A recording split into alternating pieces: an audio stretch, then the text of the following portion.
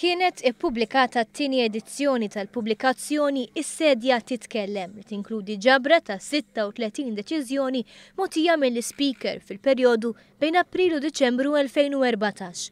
L-Speaker tal-Kamra tar-Rappreżentanti Angelo Farrugia deskriva dawn il-pubblikazzjonijiet bħala inizjattiva biex il-Parlament jersaq iktar lejn iċ-ċittadin.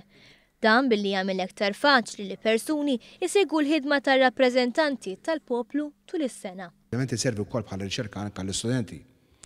Għaliex kif taf inti dawn huma deċiżjonijiet li jkunu mibnija fuq punti legali wkoll. Allura anke l-istudenti tal-liġi u anke avukati u anke ħassieba fejn hawn ħafna li għandhom għal-qalbhom x'qed jiġri fil-Parlament fl-interess ta' pajjiżna. Waqt il-preżentazzjoni tal-ktieb il-Prim Ministru Joseph Muscat fisser kif pubblikazzjonijiet bħal dawn iservu biex ikun hemm inqas inċertezza fil-ħidma tal-Parlament. Dan għaliex il-ħolqien ta' preċedent iservi ta' referenza immedjata għal kabinett u l-membri parlamentari fuq diversi kwistjonijiet li jistgħu jinħolqu waqt is-sessjonijiet. B'hekk jintalbu inqas rulings u l-ħidma fil-Kamra tar-Rappreżentanti ma tieħux fit-tul.